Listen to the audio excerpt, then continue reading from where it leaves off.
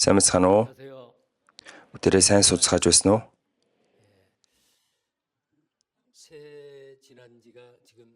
Шинэ он гараад одоо 11 хонж байна. За би өнгөрсөн жил бас та бүхэнтэй уулзчаад нэлээд удаан хугацаанд дахин уулзж байна. Дахин меншлээ. Шинэ онд хэрүүл аваарай. Хамтдаа залбирцгаая. Өршөөлөөр бэлхэм дүрэн бурхан амин. Гим нүгэл алдаа хилэнцээсээ болж өгсөн байсан бид бүхнийг тэр агуу загалмайн хайраар биднийг аварч энэ дэлхий дээр тэнгэрт найдвараа тавьж эзний бидэнд өгсөн мөнхийн найдварыг санаж амьдрах боломжийг олгосонд баярлалаа. Бурхан таны тогтоосон түүхийн төгсгөлийн үед биднийг энэ дэлхий дээр та амьдруулж, аварч, Бурханы хүүхдийн хувьд хормоо завхай энэ ертөнцөөс тусгаарлаж, зөвхт сүсэглэг Бурханаас имэж амьдрах боломжийг олгож байгаад үнэхээр их баярлалаа. Би удахгүй ирнэ. Хүн тус бүрд үйлснийхэн дагуу хариу өгнө. Эзний дахин ирэх үе тун ойрхон болчихсон байгаа энэ цаг мөчид бид бүхэн сэрэг байж, бодлоготой байж, залбирч Бурханы баярладаг зүйлийг хийж, Бурханыг алдаршуулж, баяр хөөртэйгээр талархаж, сайн мэдээг тарааж, сайн дурын сэтгэлээр итгэмжтэйгээр амьдрахад та бидэнд тусалж бидний удирдах өгөөрэй. Бид өнгөрсөн өвлийн цугларалтаар бас оны эхэнд Бурханы өмнө тангараглаж, төлөвлөж, амласан зүйлсүүд маань одоо хүртэл сайн биелж байгаад үнэхээр их талархаж байна. Энэ жилийн хугацаанд энэ жилийг миний амьдралын сүүлчийн жил гэж бодож, илүү идэвхтэй, илүү хичээнгүйлэн, итгэмжтэйгээр эзнийг хайрлаж, эзэнд үйлчлэн амьдрахад та бидэнд туслаарай. Бид аврагдаад девоцонд орох болсон ч гэсэн одоо хүртэл энэ газар дэлхий дээр яах гэж амьдарч байгаагаа, юуны төлөө амьдарч байгаагаа, хаашаа явж байгаагаа мэдэхгүй байгаа олон туйралдсан сүнснүүд байгаа билээ. Энэ жил олон хүмүүсийг Бурхан руу удирдах, аварч, нөхөрлөл тогтоож босгож, бэлхэм дүрэн нэгүслэр эцэг Бурхан танд алдрыг өргөсөн эрхэм үнцэнтэй нэг жил байхад эзэн минь та бидэнд туслаарай. Энэ үгээр өөрсдөө эргэн харж, дээрээс дуудаж байгаа дуудлагын шагналын төлөө Христ Есүсийг барайгаа болгож, өдөр болгон хүчтэйгээр загалмаагаар өдөр болгон ялалт байгуулад амьдрахад туслаарай. Өнөөдөр эзний өдөр ахын дүүс минь хамтдаа зүгсэн. Бурхан таны бэлхэм үгийг хүлээн авахд та тусалж, бидний сэтгэл зүрхэнд сэлж, энэ үг бидний амьдралын гэрэл дэнлүү болж, энэ үгийг зурж, бүр илүү хүчтэй амьдрахыг хүсэж байна. Мөн дэлхийн өнцөг болон бүрт сайн мэдээ тарааж байгаа сайн мэдээ тараагч нар, мөн гадаадад хөдөлмөрлөж байгаа манай ахын дүүс хаан ч яддаг бай. Бурхан таны ажил явагдаж, хязгаар нь өдрөөс өдөрт нэмэгдэхэд та туслана. Мөн энэ цаг мөчид эзэн ариун сүнс та бидэнтэй хамт байж, бидэнд хэрэгтэй зохистой нэгүслийн үгийг өгч биднийг түргээрэй. Эзэн Есүсийн нэрээр талархан залбирлаа. Амен.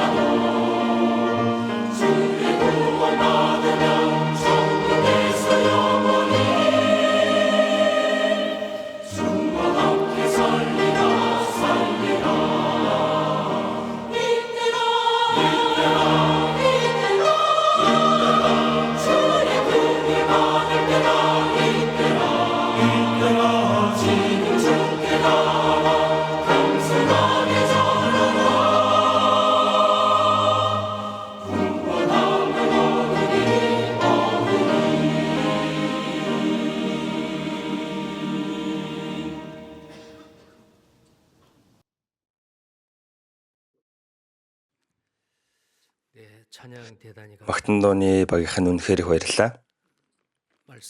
За үүнээс харцгаая. 1-р Петр 4-р бүлэг.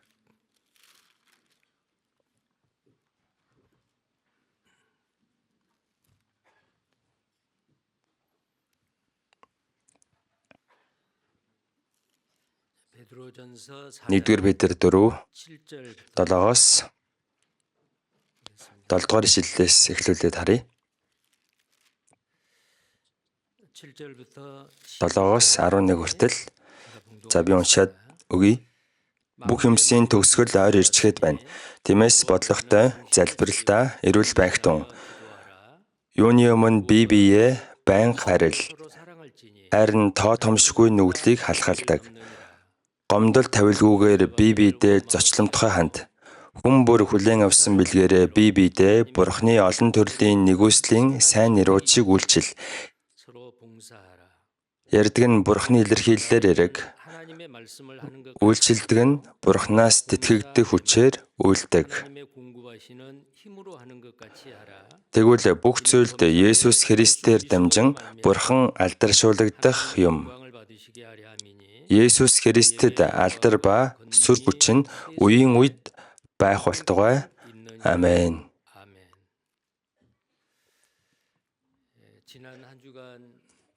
Өнгөрсөн 7 хоногийн нэгтгэхээс ахуулан өнөөдрийн хүртэл Иохан пастор Гванжуу чуулган дээр Библийн семинар хийж байгаа. Одоо ч гэсэн Гванжуу чуулганд сүүлийн үгийг орж байгаа. Энэ удаагийн семинараар Гванжуу чуулганд олон шинэ хүмүүс ирж үг сонсож, семинарт оролцож, үгийг сайн сонсож байгаа. Өчигдөр гээд 2 өдөр дарааллаж сайн мэдээний үг тунхагласан. Олон хүмүүсийг аврагдсан гэж бодож байна. Тэр хүмүүс эзний бий болох сүм чуулган дотор үгэн дээр бат бэх зогсож, мөн тэр хүмүүсээр дахид шинэ хүмүүс аврагдах ажил явагдаж, маш олон хүмүүс эзний өмнө иргэн ирж, олон үр жимсээр эзнийг баярлуулад амьдраасаа гэж хүсэж байна. За та бүхнийг үүний төлөө залбирч өгнө үү гэж хүсэж байна. Шинэ он гараад өнөөдөр 11 хонцоход байна. Номлогчийн үс 3:1 дээр 1-8 дээр Тэнгэрийн доорх бүх зүйл тогтоогдсон цаг, бүх явдал хугацаа буй.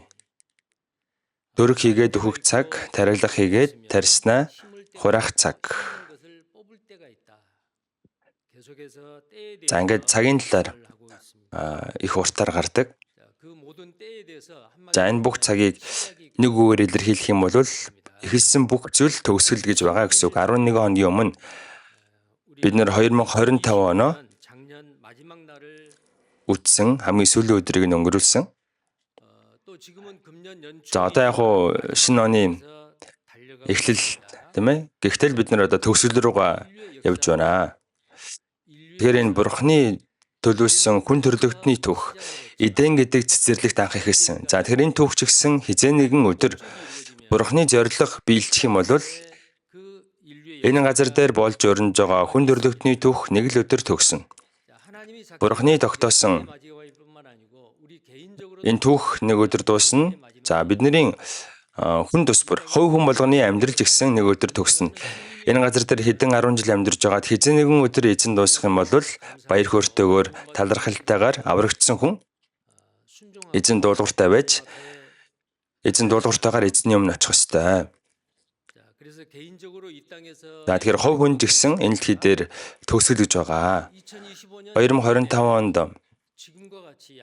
бид нартай хамт нөхөрлж байсан царайгаа хараад бие бинийгээ хайрлаж Бурхны хүслийн төлөө хамтдаа хүчээр нэгтгэж хөдөлмөрлж байсан ахын дүүс одоо энэ цаг мөчид зарим нь харагдахгүй байна тий.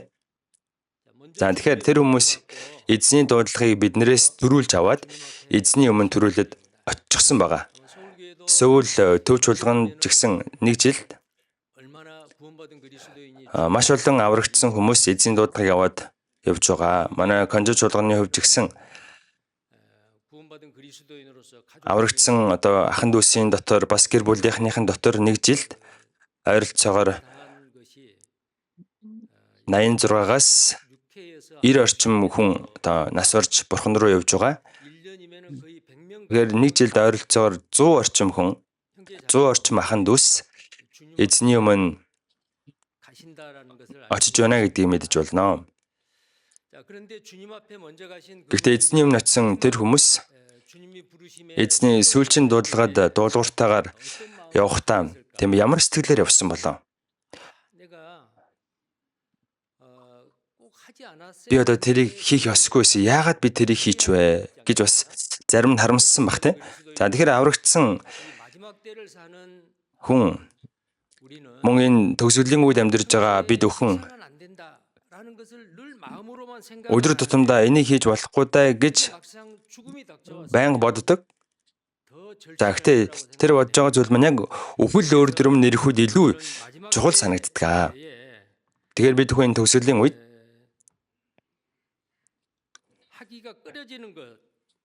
хийхгүй гэж татгалзсан зүйлээ, хийхгүй гэж шийдсэн зүйлээ хизээж хийхгүй гэж одоо бүр бат шийдэх хэрэгтэй.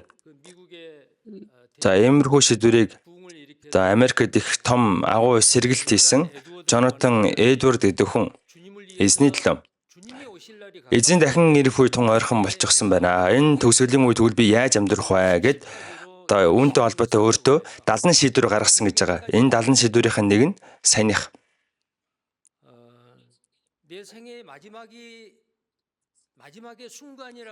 За миний амьдралын хамгийн сүүлчийн мөч тэмээ тохиож байсан ч хийхгүй гэж шийдсэн зүйлээ би хизээж хийхгүй. Амьдралынхаа сүүл хэсэгт хүртэл би хийхгүй гэж одоо энэ хүн шийдэж байсан.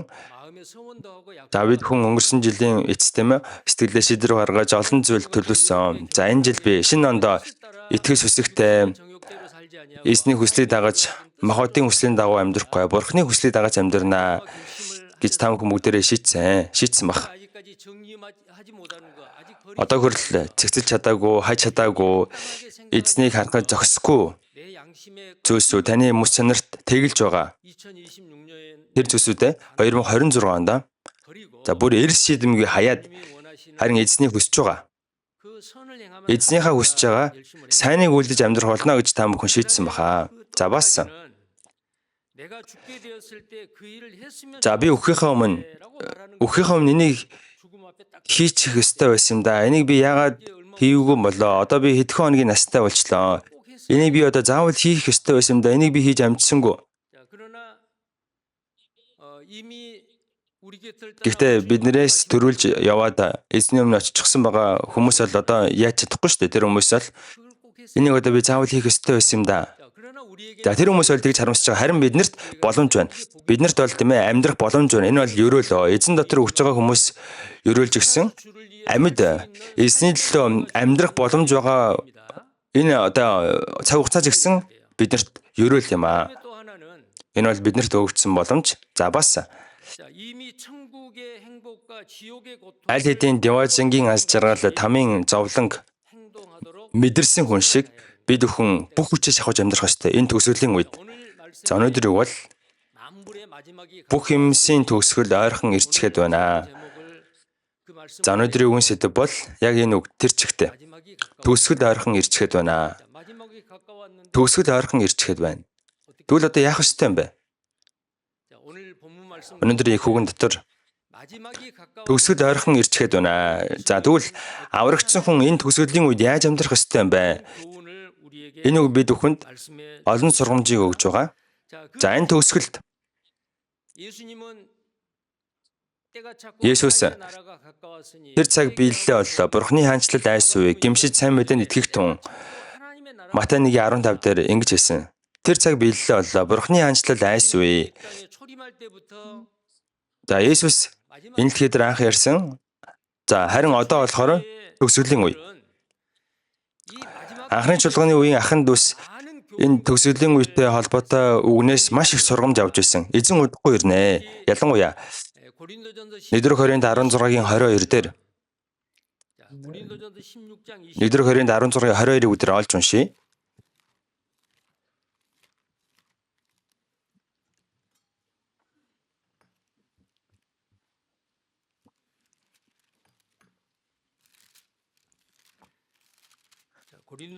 Нэгдүгээр Коринт 16-гийн 22. Амтши хэрв хэн нэгэн нь эзнийг үл хайрлавал тэр хүн хараагдаг. Мараната. Эзний дахин ирэх үе тун ойрхон болчиход байна. Хүн төрлөختний түүх удахгүй төгсөх гэж байна.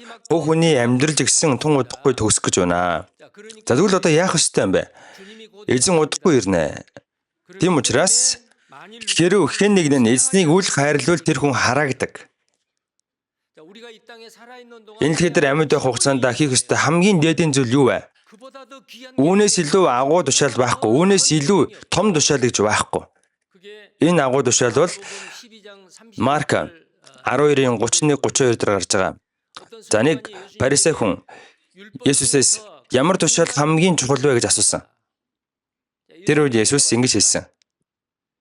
Чи эзэн бурхнаа бүх зүрх, бүх сэтгэл, бүх оюун ухаан, бүх хүч чадлаараа хайрл. Энэ бол эхнийх нь. Хоёр дахь нь чи хөршөө өөрийн адил хайрл. Эдгээрээс илүү агуу тушаал байхгүй. Энэ бол хамгийн агуу тушаалаа гэсэн. Бурхныг хайрлаж хөршөө өөрийн бие адил хайрлаа. Өнөөдөр үгийн сэдэв бол за саний уншсан Нэгдүгээр Петр 4:7 дээр юу юунаас илүү бие биенийгээ байн хайрлаа гэсэн. Өнөөдрийн их үгэн дээр төгсгөлийн үед амьдарч байгаа бид хүн юу юунаас илүү тэгэхээр ийм дараалалтай гоц дараалалтай. Тэгэхээр байнга бие биенийг хайрлаа гэсэн. Эхлээд бие биенийгээ байнга хайрл. Гэхдээ энэ үгэн дээр Илч Паул Коринт чуулганы ахын дүүст энэ загтлын номнуудыг одоо дүгнэж бичихтэй их хатуу сануулсан. Хэрв хэн нэгэн нь эзнийг хайрлахгүй бол хараагдаг. Яагаад ингэж хайрлах ёстой юм бэ? Шалтгаан байгаа. Ингэж хайрлах шалтгаантай. Яагаад гэвэл эзэн удахгүй ирнэ. Эзэн удахгүй ирнэ гэж байгаа энэ үг нь За шинэ гэрэн дээр грек хэлээр бичигдсэн байгаа. Гэхдээ энэ болохоор яг үндэ арам үг. Эзэн удахгүй ирнэ. Эзэн удахгүй ирнэ. Энэ үгийг грек хэлээр бичээгүй арам яг үндсэн хэлээр нь бичсэн.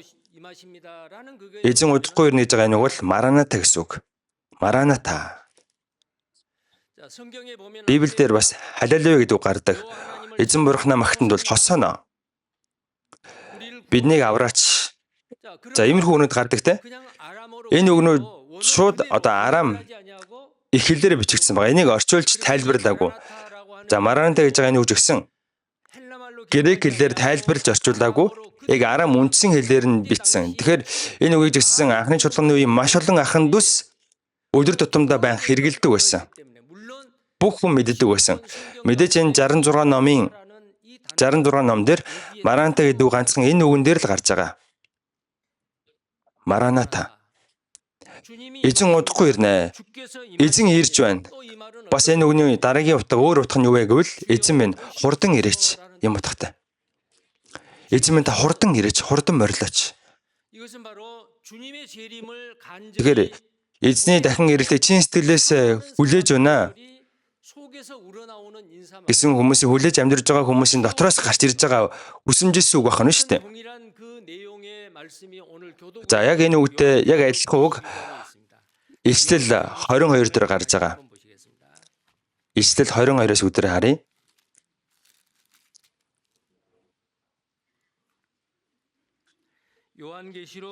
Ишлэл 22 20 дугаар ишлэл. Эдгээр зүйлсийг гэрчлэгчдэр тийм ээ би удахгүй ирнэ гэж айлдаж байна. Амен ирээрээ эзэн Есүс ээ. Би удахгүй ирнэ. Ишлэл ном дээр цаг ойрхон байна. Бас Есүс би удаан биш удахгүй ирнэ гэсэн үг их гардаг ишлэл ном дээр. За хэд үг харъя. Ишлэл 1-р бүлэг. Ишлэл 1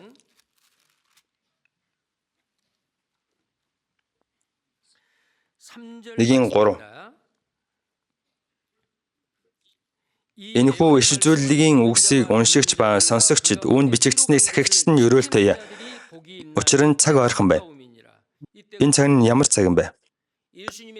Есүсийн дахин ирэх цаг ойрхон байна гэсэн үг.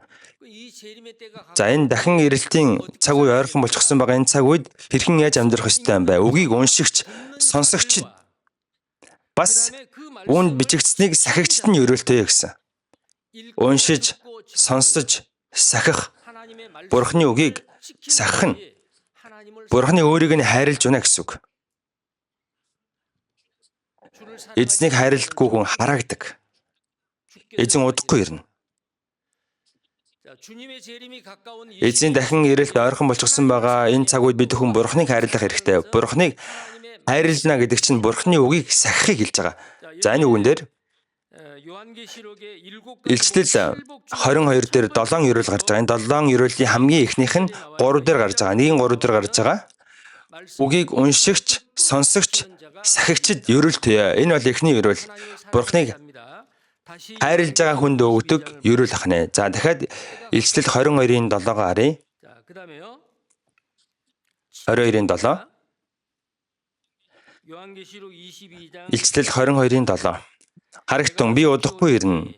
Энэхүү номын иш үзүүлгийн үгсийг сахигч нь ерөөлтөе. 7 ерөөлийн 6 дахь ерөөл нь энэ дээр гарч байна. Энэхүү номын иш үзүүлгийн үгсийг сахигч нь ерөөлтөе. Би удахгүй ирнэ. Тэгвэл энэ иш үзүүлгийн үгийг яагаад сахих ёстой юм бэ? Яг л эзэн удахгүй ирэх гэж байна. Хүн өгөхөө өмнө шудраг байдаг, шувуу өгөхтэй тийм ээ гонигтайгаар жирэгдэг гэсэн үг байдаг. Бурхан өөрөө шудраг хүнд дуртай. Бурханыг үнэн учраас энэ үнний дагуу амьдрах нь шудраг амьдрч байна гэсэн үг. Бурханы үгийг сахиж амьдрах нь өөрөө ерөөл юм аа. Есүсийн дахин ирэх үе тун ойрхон болчихсон байгаа энэ төгсгөлийн цаг үед бид өхөн өөр ямар ч үес илүү Бурхны үгийг сахиж амьдрах ёстой. Бурхны үгийг сахигч нь Бурхныг өөрийг нь хайрлж байна гэсэн үг. За дараа нь 22-ийн 12 хамт уншия. Харагтун би удахгүй ирнэ. Хүн бүрд үйлснийхэн дагуу буцаан төлөх шагнал минь надтай хамт байгаа. Би удахгүй ирнэ. Хүн бүрд үйлснийхэн дагуу буцаан төлөх шагнал минь надтай хамт байгаа. Есүс ирэх юм бол аврагдсан хэн ч бай. Зүр жавхлантай биетэй болж өөрчлөгдөөд эзний өмнө зогсно. Эзний өмнө зогсох үед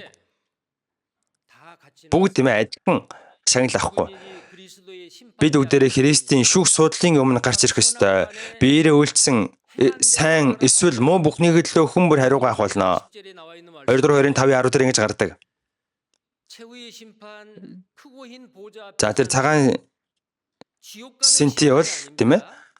Цагаан сенти дээр бид хүн зогсохгүй. Бид нар харин Христийн шүүх суудлын өмнө зогсно. Шагналын давцсан дээр зогсно. Аврагдсан цагаас хойш би яаж амьдарсан бэ? Юуны төлөө би амьдарсан бэ? Гэдгээ өгнүүлж шүүлгүүлнэ. За тэгэд эзний өмнө очиод авах шагнал маань тодорхой болно. Нарны алдар өөр, сарны алдар өөр, од одноос алдраараа ялгарна гэсэн. За тэгэхээр хүн болгон өөр шагнал авна гэдэг бид хүн мартахгүй санджах хэрэгтэй. За тийм учраас энэ үгэн дээр би удахгүй ирнэ гэж байгаа энэ үг тийм ээ? Цаг ойрхон боллоо. Би удахгүй ирнэ. Энэ үг бүр байнга давтагдж байгаа ч. За түүний дараа дахиад харъя. 20 дугаар ишлэлийг хараарай. Дөрөв уншсан те. Харийг бас дахиад уншия. Эдгээр зүйлсийг гэрчлэгч тэр тийм ээ би удахгүй ирнэ гэж айлдаж байна. Амен ирээрээ эзэн Есүс ээ. Би удахгүй ирнэ. За зарим хүмүүс ингэдэг. Ирнэ гэж одоо нэлээд удаан хэллээ шүү дээ.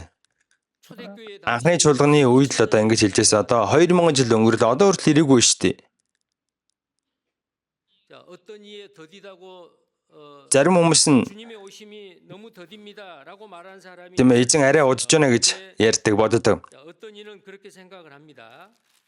Гэхдээ 2 дугаар үе дээр 3 дээр юу гэж гардаг вэ гэвэл эзэн 3:9 дээр эзэн удаашрлыг тооцдог зарим хүмүүсийн боддог шиг амлалттай хойрог биш үлээ.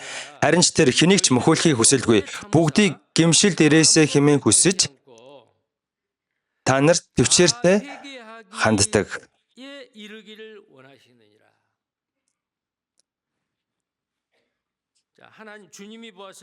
Эзнийг харахад эзэнд бол нэг өдөр нь 1000 жил мэт, 1000 жил нэг өдөр мэт байдаг.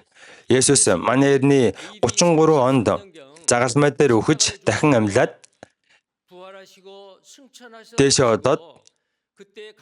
очсон. Тэр үед чидэн уулан дээрээс дээшээ явхад Тэнгэр элчнэр Есүс явсан шигээ дахин ир болно. Буцаж ирнэ гэж хэлж ирсэн. Гэтэл одоохондоо 2000 жил болоогүй шүү дээ. Есүс дэше яваад 2000 жил болоогүй байгаа ч дээ. Эзнийг харахад нэг өдөр нь 1000 жил мэт, 1000 жил нэг өдөр мэт байна гэсэн. Тэр эзнийг харахад бол одоохондоо эзний хувьд бол 2 хоногч болоогүй шүү дээ. 2 ч хоноогүй. Тэгвэл бурхан яагаад ийм удаан дэвчээд байгаа юм бэ? Яагаад гэвэл нэг ч хүнийг бүү мөхөөсөө гэсэндэ бүх хүнийг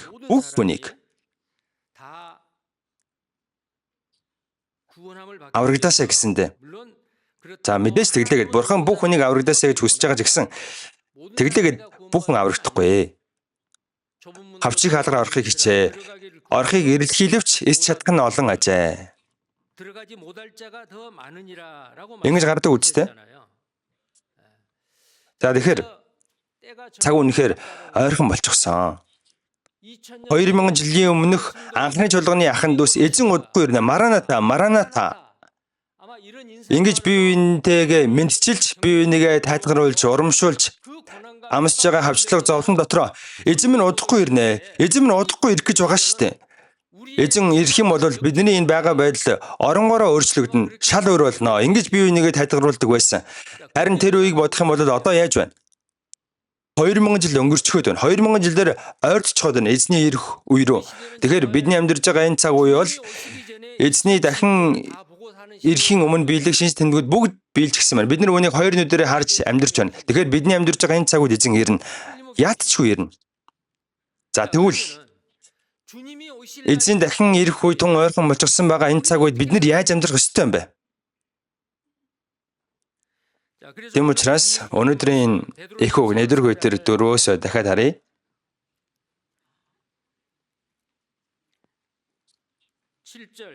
Одоо бүх юмсийн төгсгөл ойр ирчгээд байна. Бүх юмын төгсгөл ойр ирчгээд байна. Яаж амьдрах ёстой гэж байна? Ард нь гарч ийн. Тиймээс бодлоготой, залбиралдаа эрүүл байх тун. Эхлээд бодлоготой бай гэж байна. Бодлоготой бай. Дараа нь залбиралдаа эрүүл байх тун гэж байна. 1-р Петр 4:7 дээр 2-р Петр 1-р Петр 5:8 дээр та нарын өрсөлдөж болох диавол нь хэн нэгний залхихаар хайж буй архирыг харслан мэт явж байна гэж байна. За тэгэхээр бид бүхэн энэ хормоо ертөнцийн загалмаагаар өдөр болгон тулдаж ялд байгуулах хэрэгтэй. Гэхдээ хүний хүсээр хүний шийдвэрээр болохгүй шүү дээ. Амьд байгаа нь би биш, харин минь дотор амьдардаг нь Христ юм аа. Би аль хэдийн үгсэн. Минь дотор одоо Христ амьдарч байгаа. Эдүгэ мохоттой миний амьдарч байгаа. Намайг хайрлаж миний төлөө өөрийгөө өргөссөн Бурхны хүүд итгэх итгэлээр амьдарч байгаа хэрэг юм аа.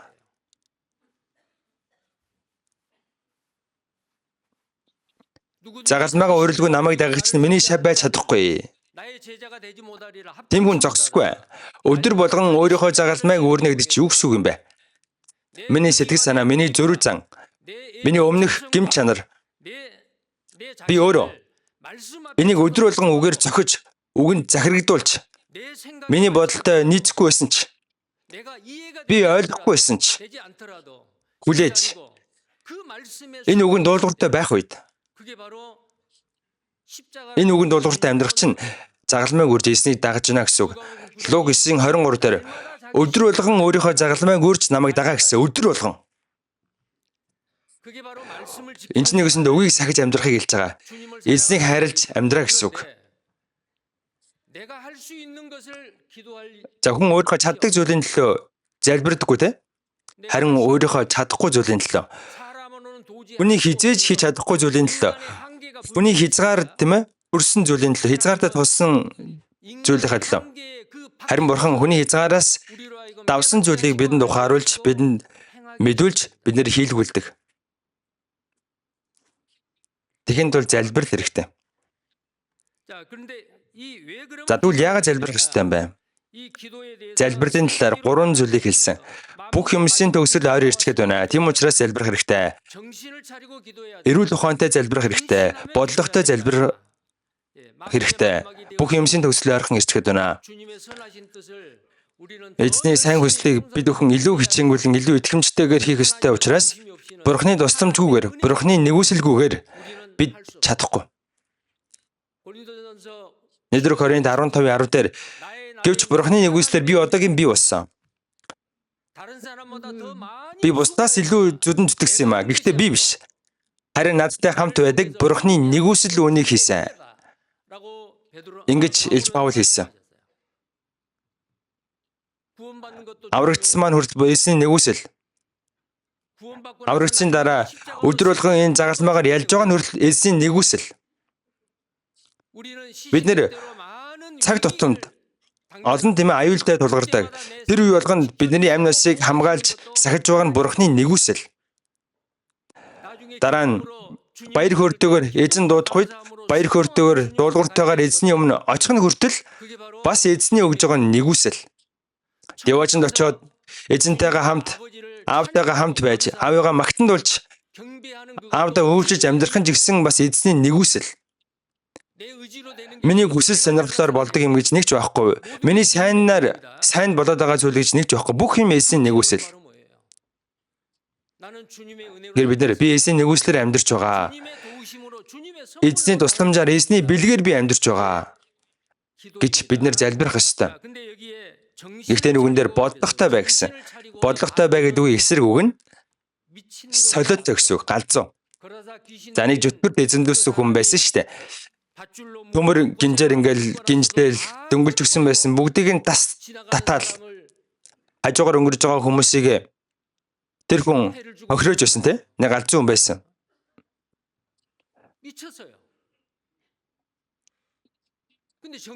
Ухаантай бай, бодлоготой бай гэдэг чи юу гэсэн үг юм бэ? Энд чинь солиотой галзуугийн эсрэг үг. Тэгэхээр ухаан санаа нь орон гарын үн шиг нэг хийсэн юм дахин давтан нуршаад байлгүйгээр бид хүн тийм ээ зөв залбирч итгэлээр халуун амьдрах ёстой. Энэ залбирал чинь болдог зүйл биш. Залбирч болдог болохгүй байсан ч зүгээр гэсэн зүйл биш. Энэ бол эзний тушаал. Дараа нь эрүүл ухаантай бай гэсэн. Эрүүл ухаантай бай гэдэг чинь өөрийгөө захирч бай, өөртөө хяналт тавьж бай гэсэн үг. Согтуу хүн өөрийгөө захирч чадахгүй те. Тийм учраас бодлоготой бай гэж байгаа энэ үгний үндсэн утга нь согтуу гэдэг үгний яг эсрэг утгаар одоо бичигдсэн байгаа. Өөрийгөө захирч бай, өөрийгөө хинж бай. Залбирлаа гэдэг чинь тийм ээ. Залбираа гэдэг чинь нэг албадлагаар болдог юм биш шүү дээ. Бурхны тушаалыг сахихгүй байх юм бол энэ нь гим нүгэл болно. Тийм учраас Самуэль эзний өмнө та нарын төлөө залбирхаа болох тийм нүглийг үйлдэх нь надаас хол байгаа. Залбирлаа зогсоох нь гим нүгэл юм аа. Битгий гэснийг хийх нь гим нүгэл, хийгснийг хийхгүй байх ч гэсэн гим нүгэл. Сайныг үйлдэхийг мэддэг хэрнээ үйлдэхгүй байх нь гэсэн гим нүгэл юм аа. Итгэлээр хийхгүй байгаа бүх зүйл чинь гим нүгэл юм. Заавал залбирах ёстой, атал залбирдаггүй. Энэ чинь гим нүгэл. Есүс бид нар залбирлын үлгэр дуурайлыг үзүүлсэн. Үүрээр босоод уул руу очиод чимээгүй газар очиод Есүс залбирсан. Шавнырыгаа дуудахдаа Есүс залбирсан. Шавныраа илгээхдээ Есүс залбирсан. Хот тосгодоор явах болгондоо сайн мэдээ тараагаад явах болгондоо Есүс зүрүүл залбирдаг байсан. Хамгийн чухал зүйл болох загалмай дээр үхэх өмнө өгсөн Есүс Гетсеман цэцэрлэгт өөрийнхөө хөлсөн туслыг цусан тусал болтол ичээж мэрэж Есүс залбирсан. За тэгвэл төгсгөлийн үе ойртох тусам бодлоготой, эрүүл ухаантай залбираа гэсэн. Зарим хүмүүс ингэж ярьдаг. Бид нэр залбирлынхаа хариултаар Бурхны нэгүсэл, Бурхны бэлгийг авдаг. Бурхны бэлэг бол олон давхар байгаа шургуулганы хамгийн доод нь байгаа. Хамгийн доор байгаа тэр шургуулганаас бэлгийг авахын тулд би заавал өвдөг сөхрөх ёстой. Бурхны бэлэг тийм газар байдаг. Залбирдаг хүнд Бурхан хариулдаг. Залбирдаг хүнд Бурхан өөрийнхөө элбэг хангалуунаас хувааж тэр хүнд эдлүүлдэг бахна. Залбирх үед Есүс ч гэсэн Гетсеман цэцэрлэгт чин сэтгэлээс бүх хүчээ шавхаж дайчилсан. Тэр үед залбирхаас өмнө 3 шавьтай загсан те. Өөрөө татдаггүй тул сэргийг бай залбир. Матай 26-аас харъя.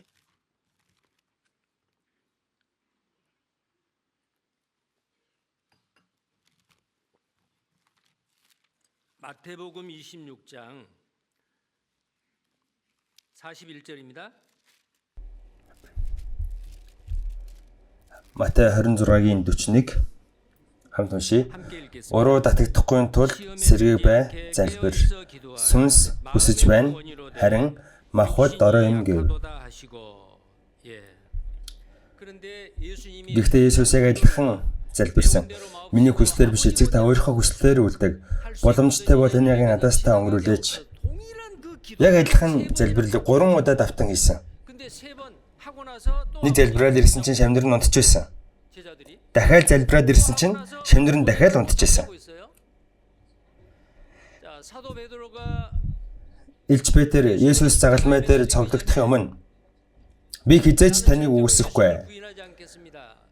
Үхтлээ би таныг даах болно. Үхэх ёстой болсон ч үгүйсэхгүй гэж бүх шавнарнд тэгж хэлсэн дээ. Гэтэл Есүс баригдах үед 3 та үгүйсгэж хараал 50 Есүсийг өрөмжил үгүйсгэсэн. Яагаад гэсэн бэ? Сэрэгдэхгүй тул залбир гэсэн. Гэтэл унтсан.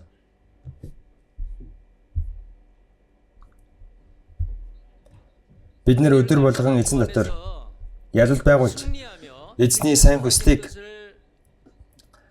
дагаж үр жим сургуулж амьдрахын тулд 그것은 내 тийм ээ өөрийн хүчээр олдож чадахгүй. Бурхны хүч чадлыг өмсөж Бурхны тэтгэдэг хүчээр 내가 날마다 신앙생활 өдөр болгон итгэлээр амьдрах явцдаа ялалт байгуулж чадлаа. Залбирахгүй л бол ингэж амьдрч чадахгүй. Залбирах хэрэгтэй. Гэхдээ 근데 제자들이 шавнырын залбираагүй. 십자가에 Загалмай дээр үхэж дахин амьсныхаа дараа 부활하신 дахин амьсан Есүс шавнартайгаа уулзсан. 자, 그때 Тэр үед Петр яадаг вүлээ? 어때요? Өөрийгөө бүрэн эргэж харж, бүрэн гэмшиж 요한복음 Иохан 21 дээр 이 사람 чи энэ хүмүүсээс илүү намайг хайрладаг уу? Тэгэхэд тийм ээ эзэн. Танд хайртайг минь та мэднэ. Есүс хургуунуудыг минь тэжээ, хургуунуудыг минь хондийг минь хариул гэсэн. 자, 그렇게 세 번이나 Ингэж 3 удаа эзнийг хайрладаг Петрийн сэтгэлийг шалгасан. 합니다. Тэгээд Петр 그 비겁한 бусад шавнар яасан бэлээ? 우리가 Бид хүний үгийг сонсохоос илүү Бурхны үгийг сонсох хэрэгтэй. Бурхны үгийг дагах хэрэгтэй. Бид үдсэн сонссноо ярихаа зогсоож чадахгүй. Ямар ч хавчлага ирсэн. Тэд өөрсдөө амнасыг дэнжин тавьж эзний дахин амьдлалыг нотлож байгаа, тунхаглаж байгаад ариу өглөөр өгсөн. Тэр үед Петр яасан бэлээ? Тэр үед бүрэн гэмссэн. Залбираагүйдээ бүрэн гэмссэн. Эзэн минь тэгж чин сэтгэлээсээ залбираад ахад, залбирчхаад ахад 기도하고 있는 그 эзний залбирж байсан тэр мөчид би унтсан гэд. Тэрнээс хойш Үйлс номыг унших юм бол Петр яадаг вүлээ? 어때요?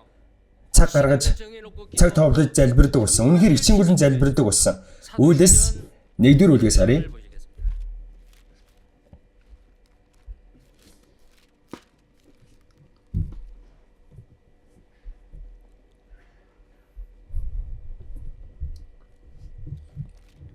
Үйлс 1 1절입니다.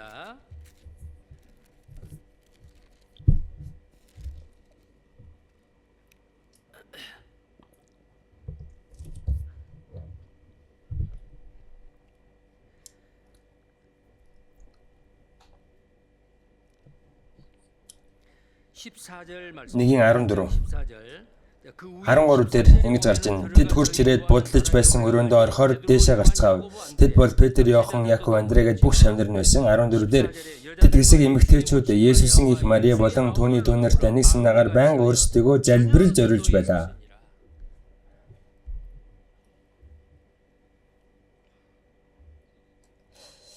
Тэгээд үүнээс хойш анхны чуулганы үеийн ахын дус юу ч болж исэн. Залбираад залбиралд өөрсдөө зориулдаг гэсэн цуглаж байгаад Петр 9-р цагт залбирдаг байлаа гэсэн, үдээс хойш залбирдаг байлаа, үдээс өмнө залбирдаг байлаа гэж гарч байгаа. Үнэхээр залбиралд өөрийгөө зориулсан. Залбиралд өөрсдөө зориулсан анхны чуулганы үеийн ахын дүүсээр Бурхан хүчтэйгээр ажилласан. За тэгвэл яагаад Бурхан надаар дамжуулан ажиллахгүй? Яагаад Бурханы хүч чадал надаас ил гарахгүй? Яагаад надаар шинэ хүний сүнс аврагдаж ийм ажил явагдахгүй? Яагаад сайн мэдээний үр жимс урахгүй? Анхны чуулганы үеийн ахын дүүс залбираад үг тунгалдаг байсан. Есүс ч ингэж үлгэр дуурайлаа үзүүлсэн. Залбир. Бодлоготой бай. Эрүүл ухаантайгаар залбир. Колосай 4:2-ыг харъя. Колосай 4:2.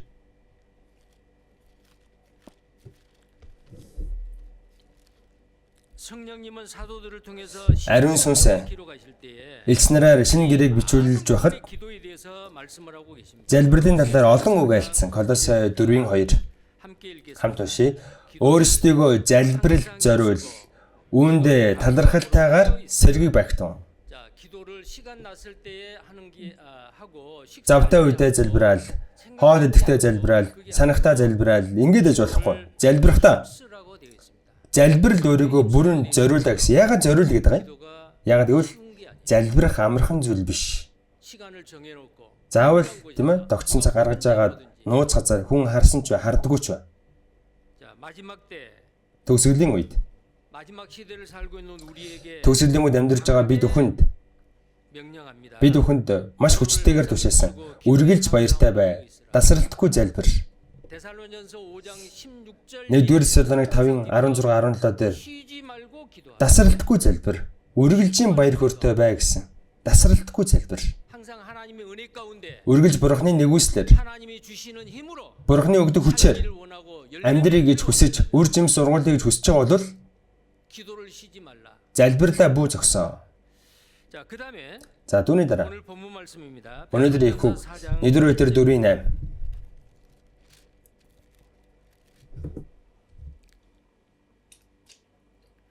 베드로전서 4장 1-р Петр 4:8. Юуны өмнө бие байнга харил. Хайр нь тоо томшгүй нүглийг халахалдаг. 자, 무엇보다도요. 가장 Юуны 우선순위가 өмнө 사랑이다 그 말. хамгийн эхлээд юуны өмнө хайр байх хэрэгтэй. Юуны өмнө.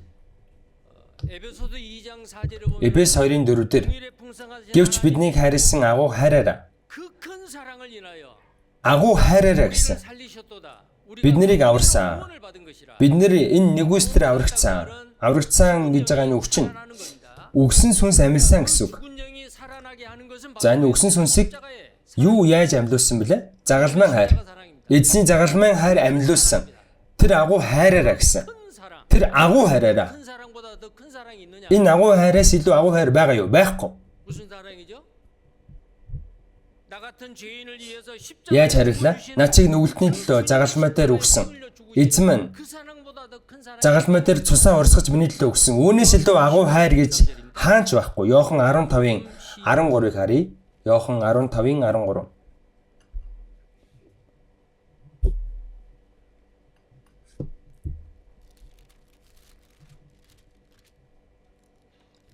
요한복음 Иохан 15-ийн 13. 말씀입니다. 함께 읽겠습니다. Хамт уншия. Нөхдийнхөө төлөө амиа зориулахаас илүү агуу хайр байхгүй. 더큰 사랑이 없나니 친구를 위하여 Нөхдийнхөө төлөө амиа зориулахаас илүү агуу хайр байхгүй. 예수님이 Есүс 친구로 이 땅에 오셔서 миний найзаар энэ дэлхий дээр бууж ирээд миний найз болж миний төлөө загалмай дээр өгсөн. Үүнээс илүү агуу хайр гэж энэ дэлхий дээр байхгүй. 십자가의 사랑입니다. Загалмайн 그 хайр. 사랑은 Тэр агуу хайр.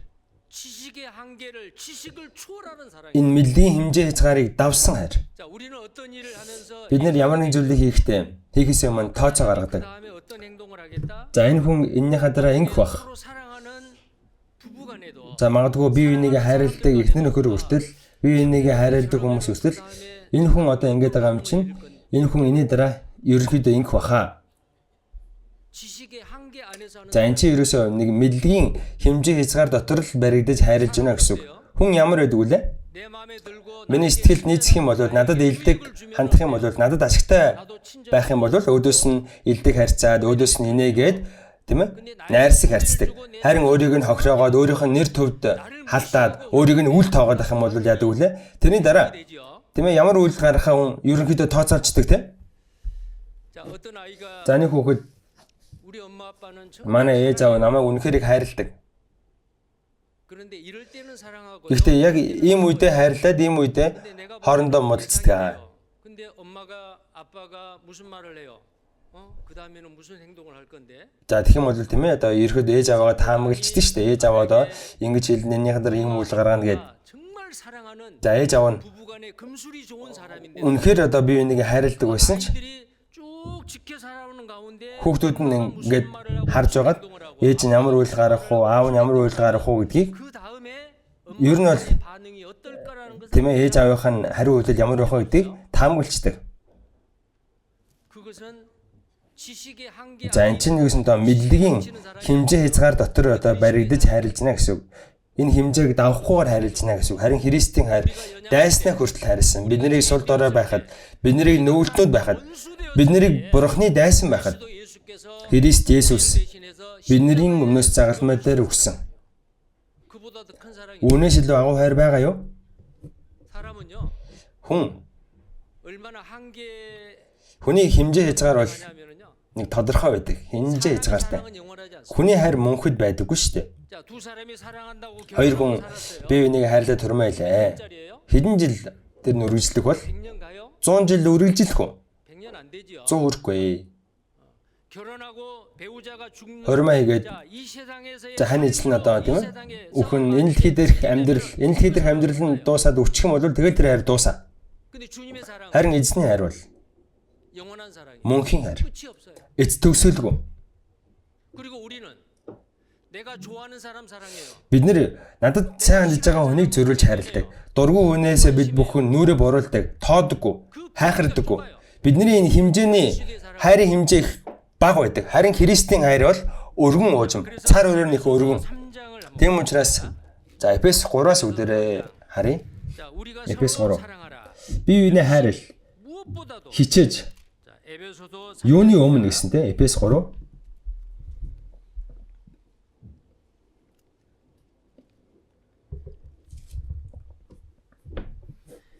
17절에서 3-ын 17절까지를 17-оос 19 хүртэл хамтдаа уншия. Ингэснээр Христ итгэлээр зүрхэнд тань нутаглаж та нар хайр дотор үндэстэгдэн суйрлагдаад тэр хайрын ямар өргөн урт өндөр хийгээд гүн болохыг бүх ариун хүний хамт ойлгох болтугай. Мэдлэгийг давдаг Христийн хайрыг мэдснээр та нар Бурхны бүх дүүрлэр бэлхах болтугай. 하나님의 모든 충만하신 것으로 너희에게 충만하시기를 구하노라. 자, 이 사랑은 지식에 넘치는 그리스도의 사랑이에요. За энэ хайр бол мэдлэгээр бэлхэм дүрэн Христийн хайр. Үүнээс илүү агуу хайр байхгүй. Мэдлийг давдаг гэсэн. 그리스도의 사랑을 주님의 사랑을 Бид 내가 Христийн хайрыг 아는 것만큼 эзний хайрыг мэдэх чинээгээр 상태가 달라져요. миний итгэлийн энэ байр байдал өөр болно. Мэдэх тусам өөр болно. 그리스도의 사랑을 아는 것만큼 Христийн хайрыг мэдэх. 지식에 넘치는 그리스도의 사랑이 За энэ дэр мэдлэгийг давдаг Христийн хайр гэж аваз. 지식적으로 이론적으로 아는 사랑이 아니야. Ганцхан мэдлэгээр онол төдий хайр биш. бодитор миний амьдралд хэрэгжүүлж 내가 체험하는 사랑입니다. өөрөө мэдэрсэн туршсан хайрыг хэлээд байна. 그러면 그 그리스도의 사랑을 우리는 어때요? За тэгвэл энэ Христийн хайрыг бид хүн сурж 그 자취를 따라가야 돼요. мөрөөр нь дагах хэрэгтэй. 지식에 넘치는 그리스도의 사랑 그 Мэдлийг давдаг Христийн хайрын 길이와 урт, өндөр, 그 높이와 өргөн, 그 깊이가 어떠하면 гүн болохыг мэдэх тун гэсэн. 이게 그리스도의 사랑을 4차원의 표현으로 했습니다. Христийн хайрыг дөрвөн хэмжээгээр илэрхийлсэн байна. Өргөн гэдэг чинь юу юм бэ? Өргөн уудам, 넓이에요. маш өргөн уудам гэсэн үг. 좋아한 사람 싫어한 사람 Дуртай хүн, дургүй хүн. 사람은 학연, 지연 아니면 경제적인 정도 За хүн бол тийм ээ ингэж одоо эдийн засгийн байдал, боловсролын түвшин гэдэг өөрийнхөө яг 한계가 있어요. өөрийнхөө ингэ 근데 түвшингээр хүнийг хайрладаг. Хүний хайр бол хязгаартай. Харин Христийн хайр эрэгтэй ч бай, эмэгтэй ч бай, эвдэр ч бай, гэрэгч бай, хариун цэсэн ч бай, 천한 자나 귀한 자 дорд ч юм бай, дээдс ч бай, баян ч бай, ядар ч бай, 건강한 자나 эрүүл ч бай, өвчтөй ч бай, 선한 사람이나 악한 сайн хүн ч бай, муу хүн ч бай. Хэнийг ч энэ хайр ялгадаггүй. 광대무변한 우주를 만드신 하나님 Энэ сансар өдрөгөө 하나님의 사랑 өргөн уужим сансар өдрөгөө бүтээсэн. 광대무변 Бурхны хайр бол энэ өргөн уужим сансар өдрөгөөс илүү өргөн уужим. 이 사랑 그리스도의 Бид 사랑을 нэр 받는 사람 энэ хайрыг, энэ Христийн хайрыг авсан 우리는 хүмүүс. 다른 사람을 차별해서는 안 됩니다. Бид нар бусд хүмүүсийг ялгаж болохгүй.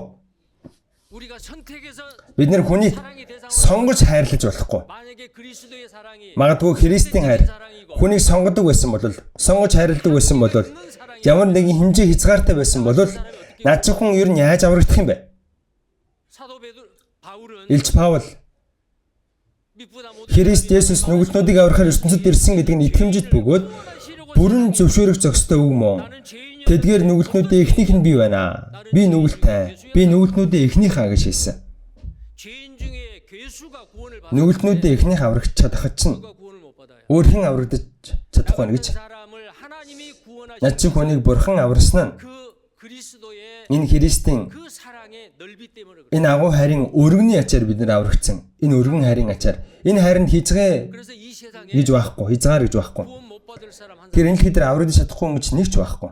죄가 많아서 Гим нүгэл ихтэй гэж үү? Дутагдaltaй гэж үү? 구원 못 받을 사람 없단 말이에요. Эннээс одоо аврагдаж чадахгүй юм гэж байхгүй шүү дээ. Дараагийнх нь урт нь. 자, 동과 서 Өрөнд орно. 길이는 끝이 없어요. Өрөнд орно нь бол хоёр туйл. Хэмжээ хязгаар байхгүй. Иохан 13-ийн 1 дээр 6월절이 가까워옵니다. энэ ертөнцөөс сайлж эцэг өөдөө очих цаг нь болсныг алгасал баярын өмнө Есүс мэдээд дэлхийд байгаа өөрийн хүмүүсийг хайрлан тэднийг эцэг хүртэл хайрлаа гэж гарч байгаа.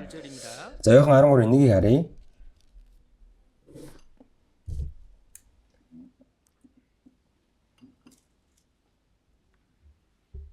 함께 읽겠습니다. Хамт уншия. 9절 전에 Энэ ертөнцөөс салж эцэг өөдөө очих цаг нь болсныг алгасал баярын өмнө Есүс мэдээд дэлхийд байгаа өөрийн хүмүүсийг хайрлан тэднийг эцэг хүртэл 끝까지 хайрлав. 끝까지 사랑합니다. Эцэг хүртэл хайрлаваа гэж байна. 구원을 안 받는 사람이라도 Аврагдаагүй хүн байсан ч 구원받기를 원하고 тэр хүнийг аврагдаасаа гэж эзэн хүлээдэг, төвчдөг. Уурлахтаа удаан бурхан 언제까지 기다리시느냐? хизээ хүртэл хүлээх бай.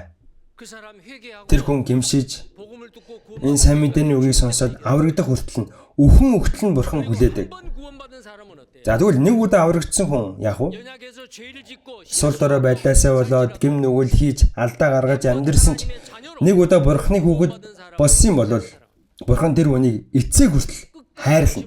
Бурхан тэр хүнд эцэг хүртэл анхаарал халамж тавина. 하나님의 사랑. Бурханы хайр бол мөнхийн хайр, хэмжээ хязгааргүй хайр. 자, 그런데 우리는 어때요? Харин бид нар яадаг вүлээ?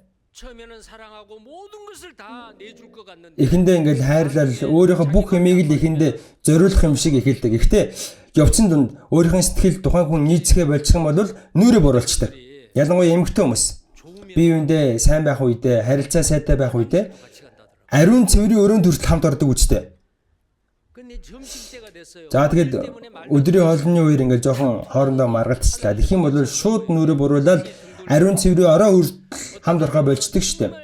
100년을 약속을 한 Зарим хүмүүс 부부가 тийм ингээл 100 жил хамт амьдрныг амлцгаал. 하나님은 신혼여행을 갔습니다. За тэгээд хурмаа гээд бас сарих аялал явлаа. 의견 다툼으로 Тэгээд ямар нэгэн болоод хоорондоо маргалдлаа. 그래서 헤어져서 Тэгээд салаад тусдаа ингээ онгоцон суугаад ирдэг тохиолдол байдаг. Тэгээд салчдаг штеп. 인간의 사랑은 길지를 Хүний хайр бол нэг урт биш.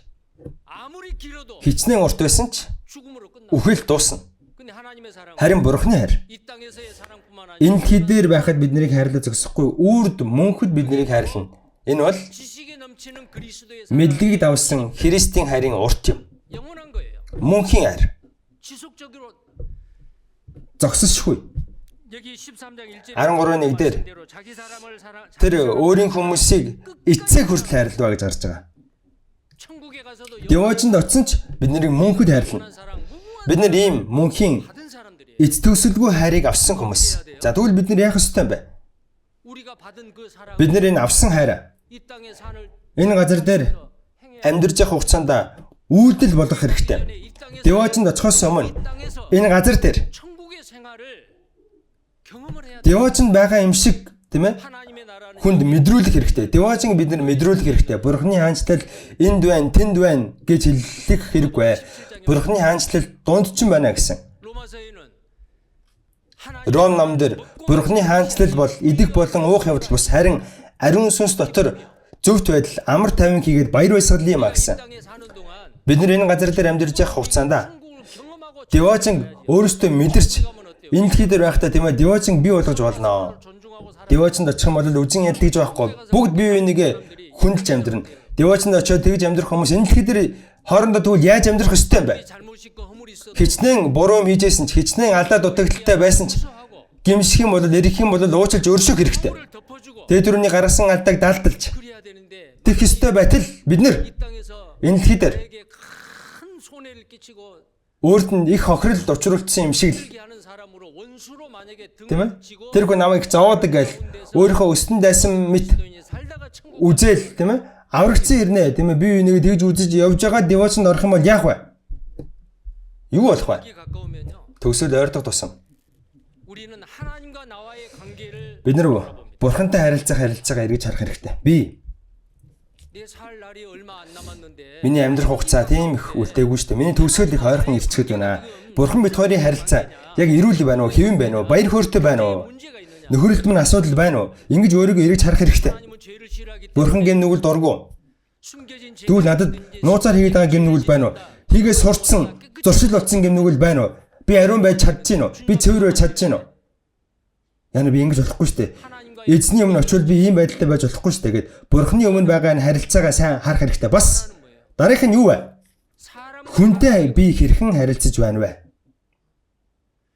내가 주님 앞에 갈 날이 얼마 안 Эзний өмнө очих өдөр маань их ойрхон байна.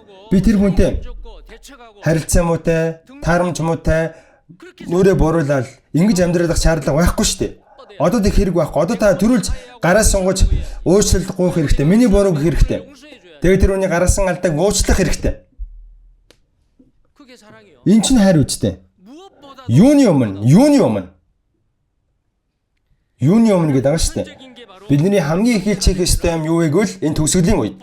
Юуны өмнө та нар бие бинийгээ байнга хайрлах гэсэн. 1-р Петр. 다시 본문을 봅니다. 그다음에요. 아까 좀 더요. За жоохон байж байгаа тань. 3장 17절에 Эфес 3:17-аас 19 дээр 사랑 4차원의 Бурхны хайрыг 4 хэмжээсээр хэмжсэнтэй. 넓이와 Түүний өргөн урт, 그다음에 뭐예요? 높이 дараах нь юу вэ? Өндөр. 낮고 천한 우리를 Дорд мөхөс биднийг 하나님의 보좌까지 끌어올리는 그 Бурхны 사랑. сэнтэр рүү татсан энэ агуу хайр. 우리는 그리스도의 사랑을 Бид нэр Христийн хайрыг авснараа 가장 고상한 자가 됐어. хамгийн агуу нэгэн болсон. 천한 자가 아니에요. Хамгийн өндөр нэгэн болсон. Дорд мөхөс биш. 하나님의 자녀예요. Бурхны хүү болсон. 우리를 끌어올리기 위해 Биднийг дээш нь татахын тулд өөрийнхөө элбэг хангалуун байдлыг Бурхан хаяад даруй болоод биднийг девачн руу татах гэж ирсэн. 그 깊이가 뭐예요? Энэ хайр үнэхэр өндөр. Бас энэ гүн гэдэг нь юу вэ? 우리가 지옥 갈 수밖에 없는 Там руу орохоос руу аргагүй исэн 바닥에 있을 때 энэ тамийн ёроол руу орох гэж байсан биднийг 예수님께서 그 낮은 자리까지 음부까지 내려오셔서 Есүсийн дорд мөхөөс энэ өгөл рүү хүртэл үхэгсдийн орон руу хүртэл бууж ирээд бидний нүглийг өөрийнхөө дээр үүрээд биднийг хайрлсан. 사람마다 이 마음 속에 Тэгэд хүн болгоны зүрх сэтгэл 어떤 의료 기구로 가지고도 이 몸 안에 있는 병을 이렇게 사진을 찍고 아니면은 내시경으로 за хүний бие доторх эргэтнийг ингэж одоо зургийн дарж харж хагаад хагалгаа идэг штэ. Гэхдээ энэ дэлхийн ертөнцийн ямар ч техник технологи бид бүхний зүрх сэтгэлийн гүнд байгаа сэтгэлийн шарах 그걸 도려내고 сэтгэлийн шарахыг ямар ч техник тэмээ эмчилж чадахгүй штэ.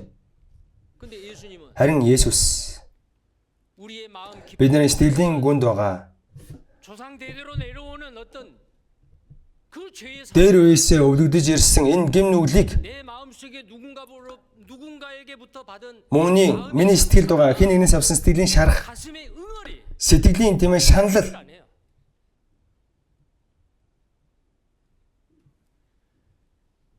어떤 부모님의 잘못된 부분 за ямар нэгэн эцэгхийн одоо хийсэн буруу зүйл 나는 더- 저렇게 살면 안 돼. тийм ээ. За би ингэж амьдрч болохгүй дээ. Ээж аваагаа хүүхэд нарчаал би том болчоод 엄마같이 우리 아빠가 ээж шиг аав шиг би хизээч юм болохгүй. 근데 나도 모르는 사이에 Ингэж харчаад том болчоод хурмаа гээд өөрийн ирэхгүй аавыгаа ээжийнхаа 삶의 모든 тэр муухай эмээг нь яг өөр дуурайгаад хийчдэг. Өөрөө ирэхгүй. 왜요? Яагаад вэ? 상처로 남아 있거든요. Тэр харсан юм сэтгэлд нь шарах болоод үлдсэн байгаа юм. Тэр нь таалагдахгүй болохоор 똑같은 일을 яг адилхан юмыг 반복을 하고 давтаж идэг. 대물림은 하는 거예요. Нэгэсэндээ өвлөж явдаг гэсэн үг. 그런데 내 마음 깊은 곳에 있는 Харин миний сэтгэлийн гүнд байгаа тэр шарахыг 죄의 흔적 гим нүглийн уул мөрийг гим нүглийн шарахыг 깊은 곳에까지 сэтгэлийн гүн рүү 나를 бууж ирээд 치시는 분이 누구예요? 예수님. намайг эмчилсэн нэг юм блэ Есүс шүү дээ. Миний сэтгэлийн гүн рүү бууж ирээд загалмай дээр намайг өхөн өгтөл хайрлсан. Тэр эзэн загалмай дээр цовдлогдож миний гим нүглийг өөрийнхөө дээр үүрч 회개하고 믿음으로 гимшиж итгэвэл 오신 예수님. итгээд минь дотор орж ирсэн Есүс миний сэтгэлийн шарахыг миний сэтгэлийн гүнд байгаа шарахыг эмчилсэн бурхан. Тэр бол эзэн. 그래서 그리스도의 사랑은 Тийм учраас Христийн хайр мэдлэгийг давсан хайр. 우리가 생각하는 예상된 것이 아니에요. Бидний шиг ингэж тооцоолдоггүй. 그리스도의 사랑. Бидний тооцоолж байгаагаас илүү агуу. Энэ тооцоог давсан хайр. Түүний урт, өндөр, өргөн, гүн.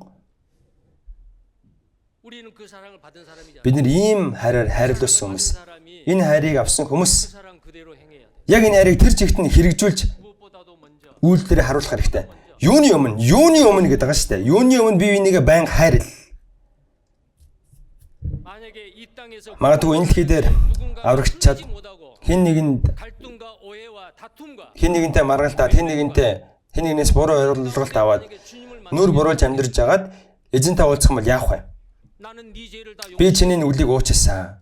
네 깊은 Би чиний сэтгэлийн гүнд байгаа гим нүглийн үнцийг хүртэл би суг татаж хайсан. 너를 영원히 Чамайг би үүрд хайрлсан. 너 같은 Чам шиг нүгэлтнийг би ялгаагүй. 구원해서 하나님의 Би чамайг аварч бурхны өгöd болгож девоочонд оруулсан. 너는 왜내 Харин чи яагаад Энэ хүн надтай таарахгүй байна 그 гэдэг. 사람을 거절하고 Зарим хүмүүсээс нүрээ буруул, зарим хүмүүсээс чи ягаад зайгаа барьсан бэ? 해결하지 못하고 이곳에 Ягаад чи энэ асуудлаа газар дээр шийдэлгүй ийшээ ирсэн бэ гэж эзэн танаас асуухгүй гэж юу? 마지막 때가 Тийм учраас төгсгөлийн үе ойртох тусам 하나님과 나와의 관계 эзэнтэй харилцах харилцаа, хүнтэй харилцах харилцаан дээр бид өхөн 돌아보게 돼. дүгнэлт хийх хэрэгтэй. 또 하나는요. Бас нэг нь 주님 오실 날이 가까우면은 эзэн дахин ирэх үе ойртох тусам 무엇을 했느냐? би аврагдсанаас хойш юу хийсэн бэ? 요한복음 Иохан 15:8-9 풍성한 과실로 Та нар игчимс гаргаж миний шавнар болоход эцэг минь алдарснаа. 구원받은 그리스도인이 이 땅에 살아 Аврагдсан итгэж хүний энэ дэлхийд амьдарч байгаа зорилго юу вэ? Эзэн ч уусан ч юу ч хийсэн Бурхны алдрын төлөө бүхнийг хий. 자기 영광을 위하는 것은 Өөрийнхөө бус өөрийн 자기의 이익을 구하는 거예요. 구원받은 그리스도인이 ашиг сонирхлыг бус. 자기의 유익을 구치 아니하고 Аврагдсан хүн өөрийнхийг биш бусдыхыг ирэх хэрэгтэй. 그리스도의 심판대 앞에서 Христийн шүүх сэнтийн өмнө зогсох үед өөрийнхөө төлөө амьдрсан уу? Аль эсвэл Бурхны алдрын төлөө амьдрсан уу? Ингэж дүгнүүлнэ. 하나님의 영광을 위해서 하는 것은 Бурхны алдрын төлөө амьдрсан нь сайн. 나의 유익 Харин өөрийн ашиг сонирхлын төлөө амьдрсан нь муу. 선악간의 심판. Сайн муугийн шүүлтэнд бид хүн орно. 자, 그래서 За тийм учраас 우리는 마지막 때가 되면은 төгсөлийн үе болвол 내가 주님 앞에 가서 би эзний өмнө очиод 어떤 칭찬을 받고 яаж багтуулах бол, яаж зэмлүүлэх бол 내가 구원받고 나서 би аврагдсанаас хойш 한 일이 무엇이었는지 юу хийсэн бэ? Юу нь юу хийсэн бэ? 한 일에 대해서 Өөрийнхөө хийсэн ажлыг 생각을 하게 될 겁니다. нэг бодж үзэх хэрэгтэй. 가장 중요한 판단은 하나님의 영광을 위해 살았나. Хамгийн гол нь би Бурхны алдрын төлөө амьдрсан уу? Эсвэл 고린도전서 үгүй юу? 3장을 보겠습니다. 고린도전서 3장. Нэгдүгээр Коринт 3 дугаар бүлэг 10 дугаар ишлэл 10절부터 봅니다. надад өгөгдсөн Бурхны нэгүслийн дагуу би мэрэгэн барилгач мэд суур тавьсан бөгөөд өөр нэгэн түн дээр барьж байна. Гэхдээ түн дээр яаж барихаа хүн бүр анхаарав. 그 위에 세우기를 조심할지니라. Учир нь тавигдсан суурь болох Есүс Христээс өөр суурийг хинч тавьж чадахгүй. 이 터는 곧 예수 Хэрв хэн нэгэн энэ суурин дээр алт мөн эрдэнийн чулуу мод өвс болон сүрлээр барьвал ажил болгоно нь илэрхий болно. 각각 공력이 나타날 터인데 그날이 Учир нь мөнх өдөр үүнийг харуулна. Юу гэвээс энэ нь галаар ижлэгдэх ба гал нь хүн бүрийн ажлын чанарыг шалгах болно. Хэрв хэн нэгний үүн дээр барьсан ажил нь үлдвэл тэрээр шагналаа хүлээн авна. 누구든지 공력이 불타면 Хэрв хэн нэгний ажил шатвал тэрээр хохирол авсна. 자기는 Тэр өөрөө харин гал дундуур гарсан мэт 것 같으리라. 자, байх ч аврагдана. 구원받아서 주님이 오시는 날 За, 주님 аврагцсанаа дараа эснийг нь очиод шагин тухайн байн зэмлүүлэх хүн гэж байгаа. 앞에가 뭐예요? Яаж зэмлүүлэх вэ? Залах уу олиггүй муу бол гэж шагнал гэдэг нь сайн байна итгэмжид сайн зарцмын сайн байлаа гэж. Шагнал шийтгэл гэж юм те. Зэмлэл гэж хэлж байна. За энэ дээр 여기에 그 алт мөн эрдэнийн чулуунгаар байшингаа барих гэж байна.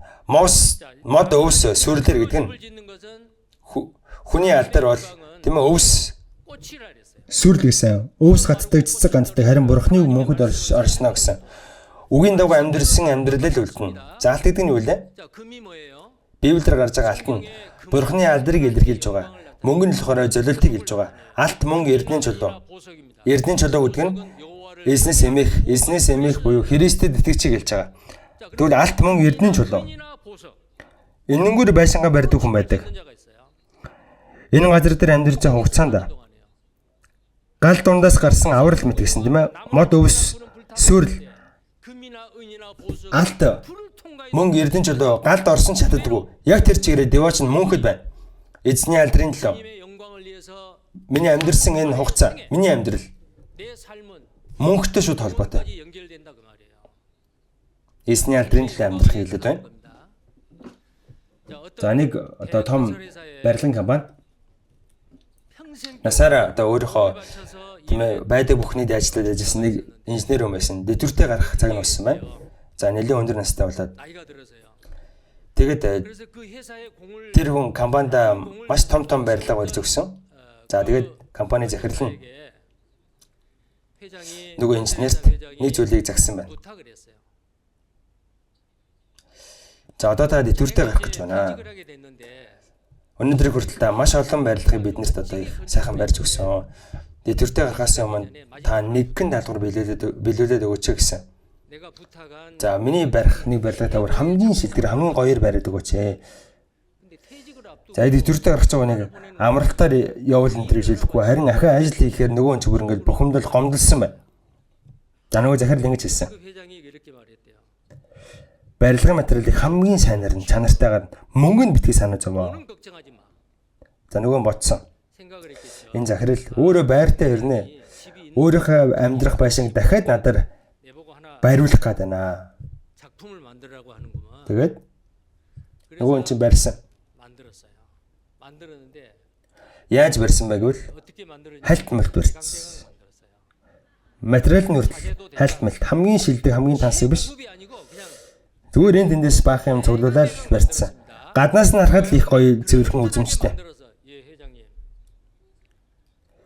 제가 유 За 회장 би энэ барилгын энэ компани төлөө миний сүүлийн хийх зүйлээ гэж хэлсэн.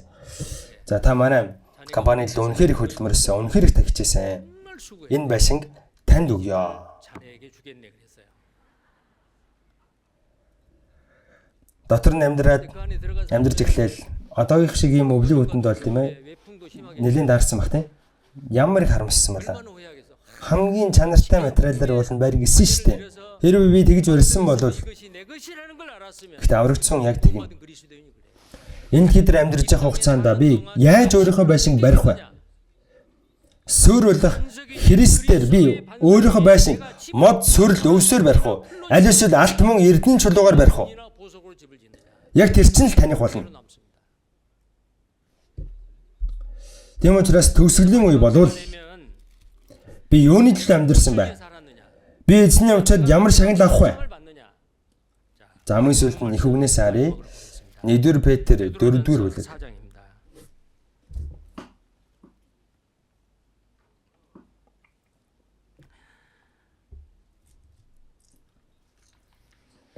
Нэгдүгээр Петр 4-ийн 10절 9 9절 10절 10-11 гомдол тавилгүйгээр бие биедээ зочломтгой бай.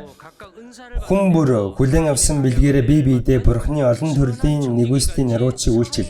Ярддаг нь Бурхны илэрхийлэлээр яриг. Үйлчилдэг нь Бурхнаас тэтгэдэг хүчээр үлдэг. Тэгвэл бүх зүйлд Есүс Христээр дамжин Бурхан алдаршуулгадах юм. Есүс Христэд алдар ба сүр хүч нь үеийн үед байх болтугай. Амен. 그에게 영광과 권능이 세세에 무궁토록 있느니라. 아멘. Ярддаг нь Бурхны илэрхийлэлээр яриг. 이미 주시는 말씀으로 하는 것 같이 알아. Хэн нэгэнтэй ярих үед үгийг дамжуулах үед Бурхны илэрхийлэлээр яриг. Мөн миний хэлж байгаа үг 하는 말이 үнэхээр Бурхнаас хүлээж аваад 받아서 그 사람 тэр хүн тустай үгийг би хэлж гин үү? Тэр хүний сүнсний төлөө би хэлж байна уу гэдгийг бодох хэрэгтэй. За бас үйлчилдэг хүн 봉사하려거든. Үйлчилдэг хүн Бурхнаас тэтгэдэг хүчээр үлдэгэ. Өөрийнхөө хүчээр биш. Өөрийнхөө санаар биш. Миний чадвар бусдаас илүү. 보다 뛰어나서 За ингэ явчих юм бол яах вэ? Энэ хүн алдар гавьяага өөртөө л наана. 내가 이렇게 Би энийг хийсэн. Би тэрийг хийсэн. 내가 이렇게 했어요. Хэн нэгэн хүн хүлээн зөвшөөрч хэн нэгэн хүн магтан сайшаахгүй байх юм бол урам нугараал гомдоол.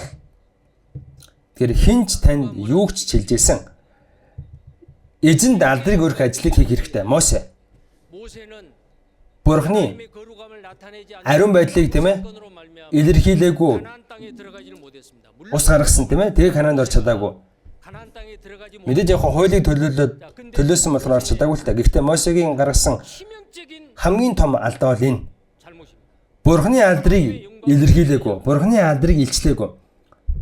반석아 물을 Хаднаас ус гарах гэж Бурхан хэлсэн. 마시기를 반석이 Хаднаас ус гарах гэж Бурхан хэллээ. 물을 내라. 그렇게 돼야 Ус гар гэж хэлэх ёстой. Атэл бид нэр танарт ус гаргаж өгөх ёстой шүү. Өөрийнхөө хүчээр гаргаж байгаа юм шиг өөрийгөө энэ дөвлөгцсөн. 나타냈어요. За тэгээ сүүлд нь 나중에 모세 하나님 앞에 나도 가나안 тийм ээ үлдээгээд бусдыг нь оруулсан. Тэр үед 다시는 이 문제를 та намайг оруулж гэсэн чинь Бурхан дахиж намайг энэ талаар ярьж намайг битгий зовоо чи орохгүй. Надад дахин бүү яриа гэж хэлсэн те. Яг нь Бурханы алдрыг тэр үед илэрхийлээгүй, ил гаргаж ирээгүй. Үйлс 12-ийн 22 дээр Херод гэдэг хаан 헤롯이라고 하는 사람은 이스라엘чуудыг 아부 발언을 했습니다. Израильчуудад ингэж хэлсэн. Та нар энэ бол хүний дуу биш, Бурханы дуу байна. 하나님께 영광을 돌리지 Ингэж тийм ээ бурхныг алдаршуулаагүй Херод Антибас 헤롯 안티바스예요. хорхоод идүүлж өгсөн тийм. 또 죽었다라고 돼 있어요. Аврагдсан Христэд итгэж хүн юу ч хийдэг вэ? 무슨 일을 하든지 간에 Эзний нэгүслээ. 주님의 은혜입니다. Би эзний нэгүслээр хийлээ.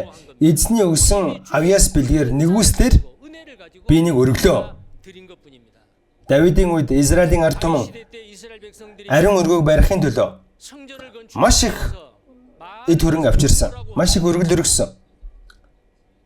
주께서 Танаас авсан зүйлийг бид нэр танд буцаагаад өгж байна гэсэн. Надад байгаа эд хөрөнгө, миний эрүүл мэнд, миний цаг хугацаа, миний авьяас чадвар энэ бүх зүйл минийх биш. Бүгд эзнийх.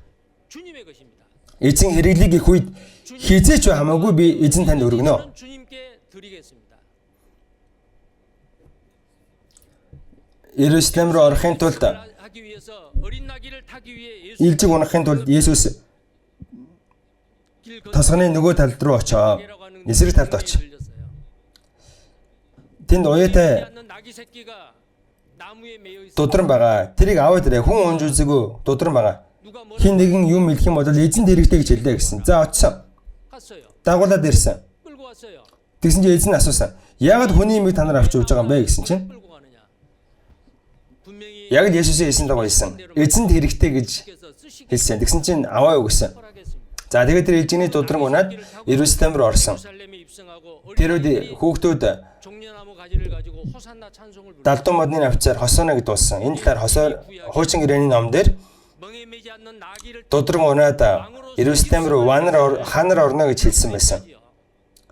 재림하신 예수님은 Дахин ирэх Есүс хаадын ханар ирнэ гэдгийг 미리 보여주는 төрүүлж харуулсан нэгэн жишээ. 표죠. Миний бүх зүйл эзнийх. 것은 다 주님의 것입니다. Миний аннаас 내 생명도 그래서 1 Коринт 고린도전서 6-гийн 19 дээр та нар өөрсдийнх биш. Бурхан та нарыг үнтэйгээр худалдан авсан. Тиймээс биеэрээ Бурханыг алдаршуул гэсэн. Ром 10:31 дээр 10장 31절 тиймээс та нар эзэн ч уусан ч юу ч хийсэн Бурханы алдрын төлөө бүхнийг хий. 영광을 위하여 하라. Энэ л үлднэ. Энэ л сайн. 남습니다. 그게 선입니다. Өөрийгөө дөвөл гэж 나를 나타내고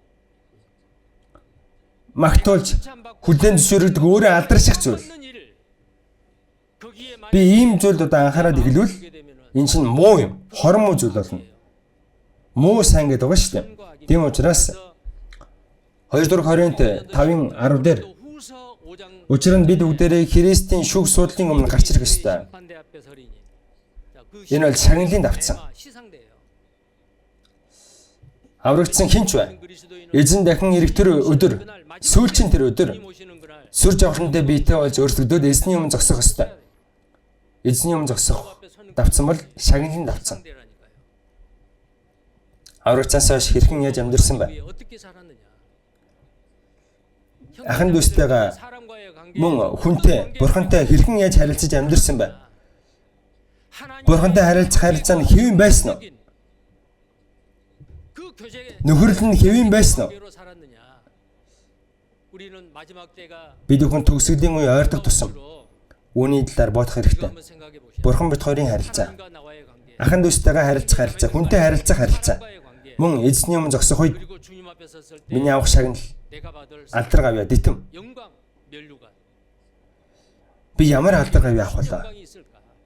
Би эзний алдрын төлөө амьдарч чадаагүй. 위해서 살지 못했다. За тэгвэл одоохондоо цаг хугацаа байна. 2026 он. 2026년 우리 аврагдсан хүний амьдралд за энэ 2026 он гэсэн энэ шинэ жил надад тохиолоо. Тэгэхээр эзний өмнө очиод зэмлүүлэлгүйгээр шагнал авах нэг жил болтлоо. За энэ нэг жилийг тийм нэг жил болгохын төлөө харамсахааргүйгээр эзэнд үйлчилж амьдраасаа гэж хүсэж байна. Залбирцгаая. Ариун өршөөнгүй эзэн бурхан амин. Гим нүгэл алдаа хилэнцээсээ болоод өөх гэж байсан биднийг өршөөлөөр бэлхэм дөрөн бурхан загалмай дээр цусаа урсгаж Христийн агуу хайраар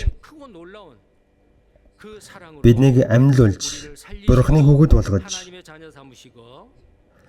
ядардаггүй моддаггүй мөнхийн шагналыг бидэнд амлаж энэ газар дээр 이 땅에서 амьдрах боломжийг олгосон талархаж байна. 거 감사를 드립니다. Төгсгөлийн үед 마지막 때 бүх юмсийн төгсгөл тун ойрхон болчихсон байгаа үлээ. 왔으니 Бид хэрхэн яаж амьдрах 어떻게 ёстойг 살아야 될 것인지를 오늘 өнөөдрийн 베드로 Өдөр өдрийн 7절에서 11절의 말씀을 통해서 энэ үгээр бодож сургамж авлаа. 교훈을 받았습니다. Үнэхээр энэ үгийн дагуу 정말 말씀대로 идэвхтэй эзний ажилчин болж 주님의 일꾼으로 энэ газар дээр амьдарч 그래서 살게 하시고 олон үр жимсийг 열매로 하나님의 Бурханд алдрыг өргөж эрхэм мөнцөнтэй амьдрахад 삶을 살 수 있게 та өдөр болгон цаг тутамд 일마다 нэгүслийн дээрх нэгүслийг бидэн дээр буулгаж баяр хөөртэйгээр талархалтайгаар эзэнд үйлчлээд амьдрахад туслаараа эзэн Есүсийн нэрээр гүн залбирлаа. Амен. 기도드립니다.